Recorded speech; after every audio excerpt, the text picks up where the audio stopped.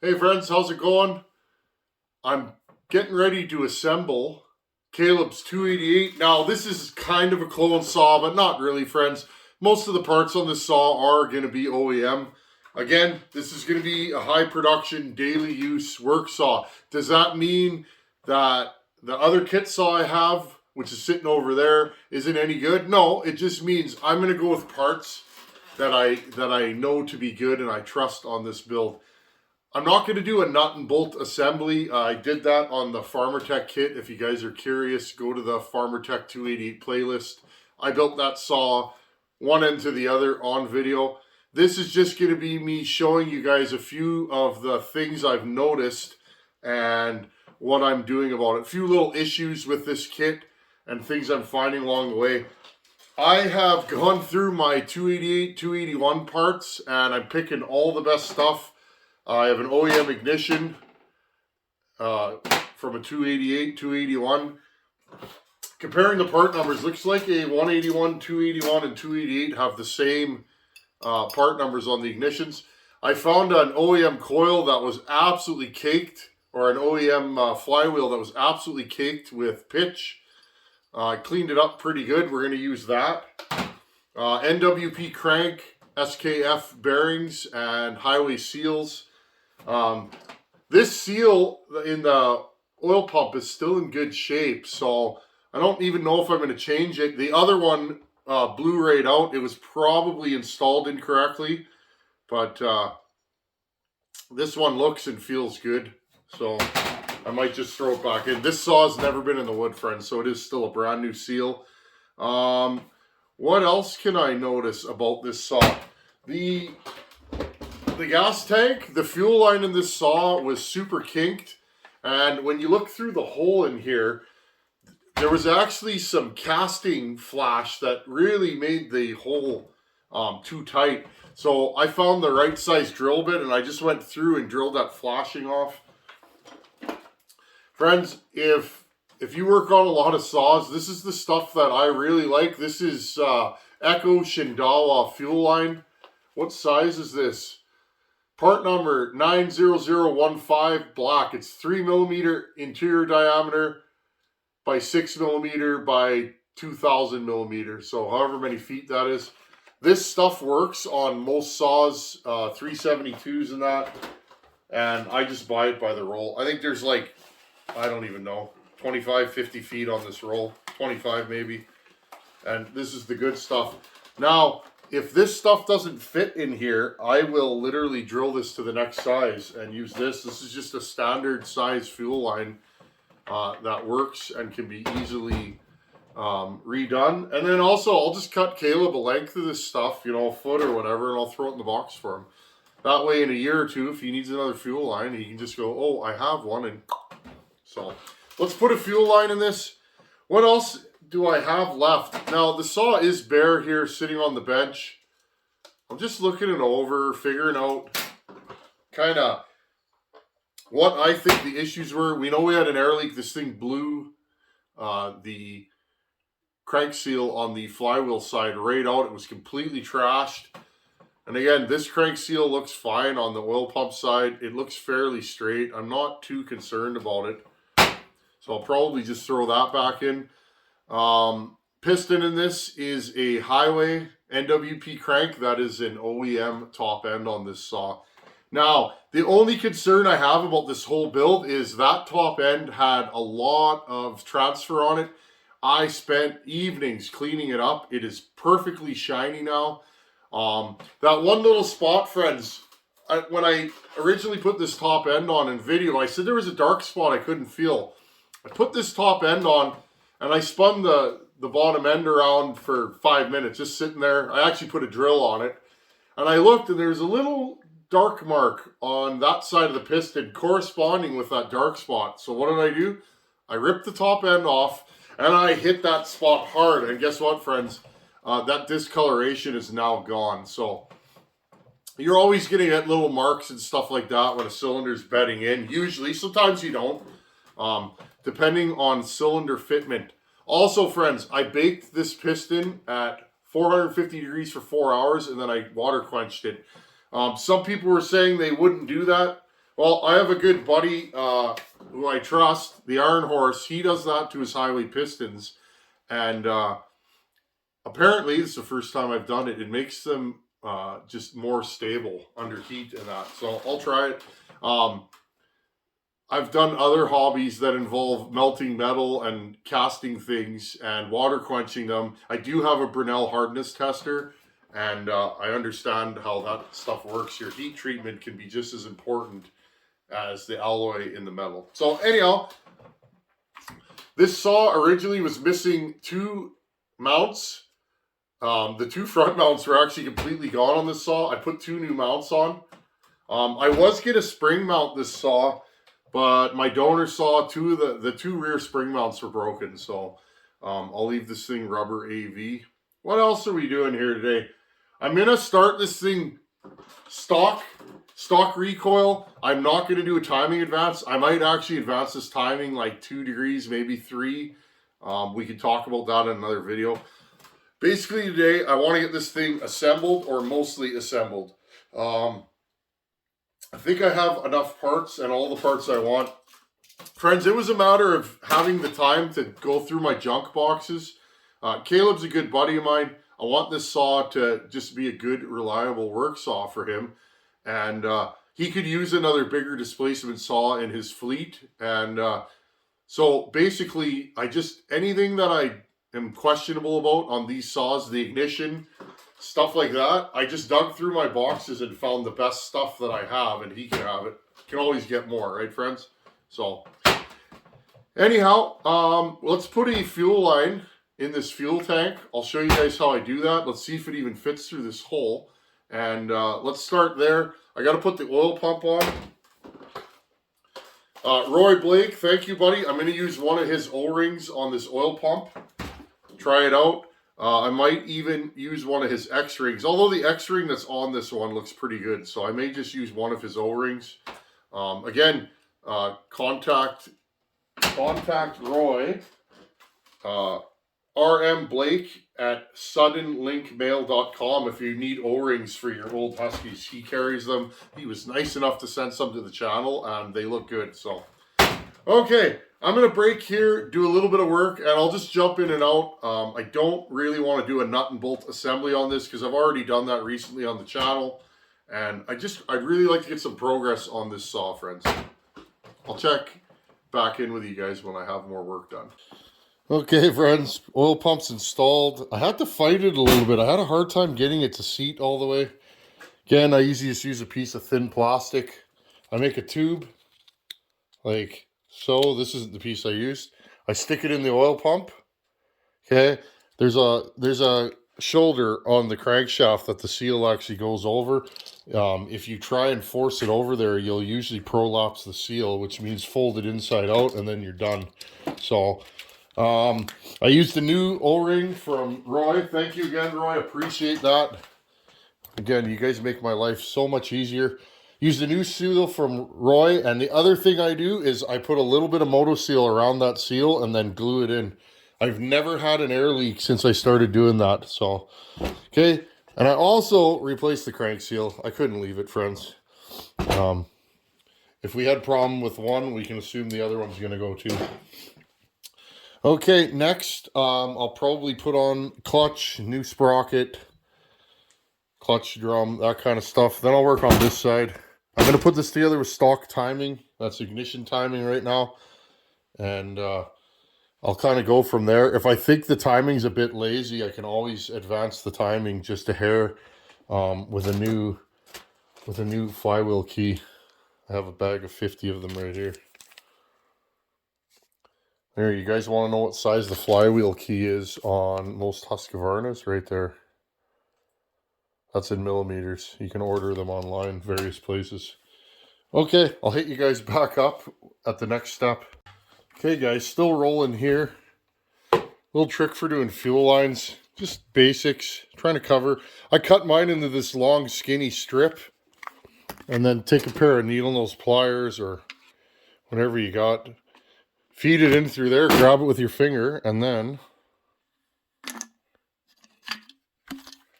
okay, and then I'll adjust the length. I want it to be able to fall in the tank, okay? Once you get it in there, you want it to be able to move side to side. If it doesn't, you might have a saw that only runs on half a tank, if you guys know what I'm saying. Anyways, that's how I do it. Okay, friends, we have a running saw. It's hours later. I was fighting with this thing a little bit.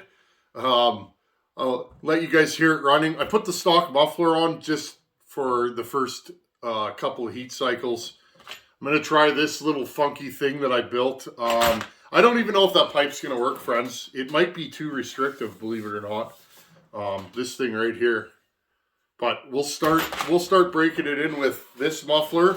I want to get a feel for how this saw runs, and then after I've run it a bit, I can put that pipe on and see if it gives it any more or if it's losing pull on the top end. Okay. I did just heat cycle this thing. Usually I run them for a bit. I'll throw them outside. It's cooled down. It's still a little warm. And the compression is quite nice on this saw. I'm just going to move you guys up so you can see. It's 8, 9 at night now. I had some issues with this. Let's talk about it after you guys hear this thing run. Well, maybe she wants some choke.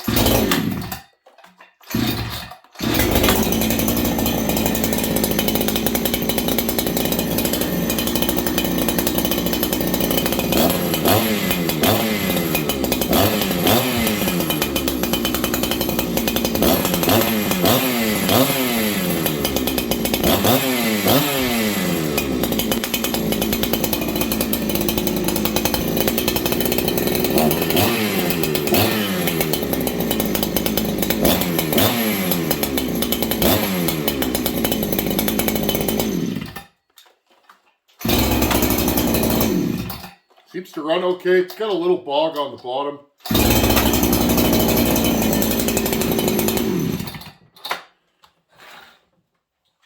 Not too bad. Sounds good. It's very energetic. It feels right. Bring you guys down here. Okay. So, here's the issues I've had with this saw. So friends, I put it all back together. Again, we started with Farmertec cases. I put an NWP crank, SKF bearings, highway seals from Ryan at Wolf Creek. That all went together fine. I really like those NWP crankshafts. They're built quite beefy. Next thing I did is I put OEM flywheel and a new timing key. I went OEM on my ignition parts here, friends. I used a match set off of another junk saw, put it all together, and good to go. New spark plug, new wiring. I used, friends, I had one OEM carb for a 288. Now, I rebuilt the carb. I put it in the ultrasonic for, I don't know, an hour, 45 minutes, something like that, in gas, in a jar, and then I put the jar in there. Made this thing nice and shiny and clean, so I was quite happy with that. What else did I do? Clutch on here is still a Farmertec. This clutch seems to work okay. We'll rock this for a bit and see what it does. Now, I threw this thing all together, friends. It wouldn't start. It wouldn't fire. Now, my rule of thumb, if a saw doesn't start in, I don't know, if a saw doesn't start in about 6 pulls, usually I got an air leak. So I started looking this thing over and no air leaks. Everything was good there. Checked, and it seemed like it wasn't getting fuel. I put fuel in the carburetor, pulled it over, and it fired. So I shut it off, put the saw back together, and it wouldn't start again, friends. So I was like, what the heck? Well, either this or this, one of these two pieces is intermittently losing spark. So I put the Farmertec coil full ignition back on this. And while I was doing that, friends, I actually took this OEM carb off and put the Farmertec carb back on. This is actually running with the Farmertec carb right now. And it seems to be okay. Restart there was a little funky. I just gave it a little more low jet. Let's see what it does now.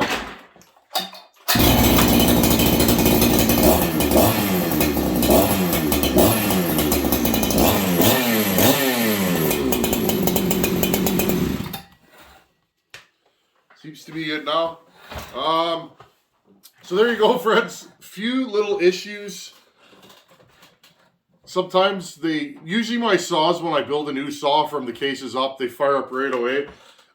This one, because I was mixing and matching parts from unknown saws, I guess this ignition's no good. Not uncommon with these.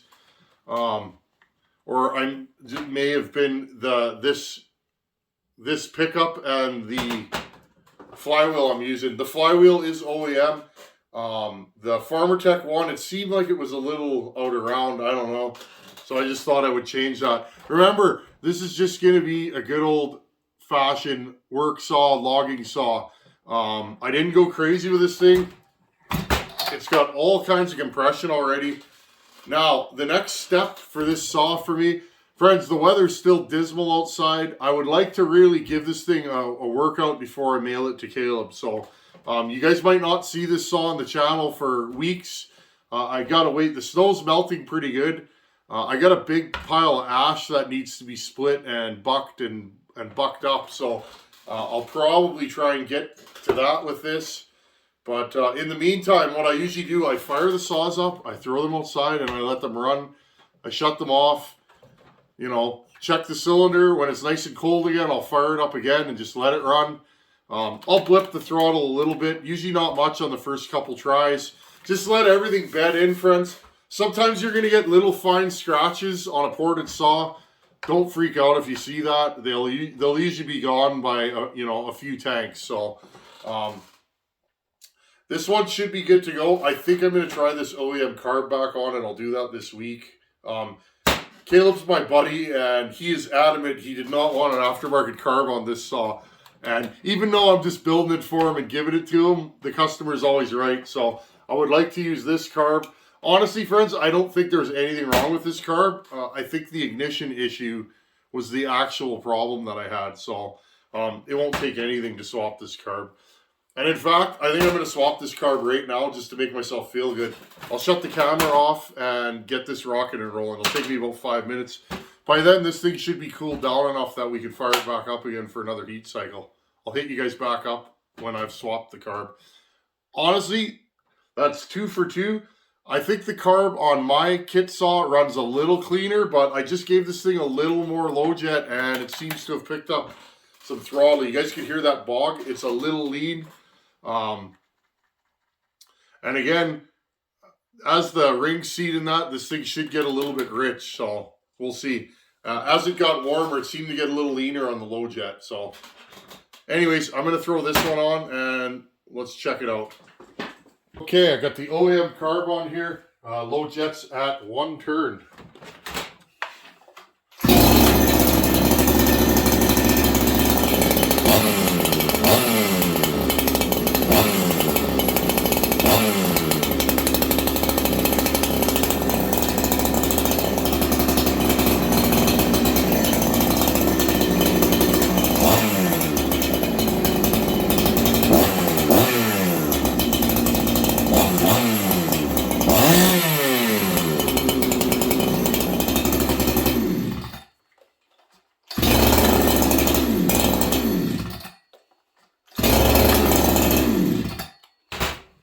So there you guys go. OEM carb all the way. Friends, I don't like aftermarket carbs. This one's okay. How can I say this? This carb's usable. 90% of people probably would say it's fine. So a couple things with this carb. Little stumble off idle. Ooh, it's smoky in here now. That's good. That means I got something running. This carb, little stumble off idle. I had to give the low jet a little more fuel a couple times already, which I don't like. That tells me that the tuning's wandering. Also, flip this saw on its side, and guess what? The idle would race a little bit, only with this carb on it. So, like I said, it's okay. It tunes not too bad. Like when you, it's about 1 full turn, full rich to full lean on the low jet. I haven't wicked this thing up enough to worry about the high jet, but it actually tuned okay. So this carb's not terrible, but for me, for a professional that's living on a saw, I guarantee Caleb would notice that right away within 3 seconds and be like, hey, there's something wrong with this carb. So Nice. Other thing, this thing starts better. This carb was a hard starter. Not a hard starter, but again, friends, last time I went to start this, it sat for 2 minutes probably in the saw. I had to give it choke, okay? See if it starts now.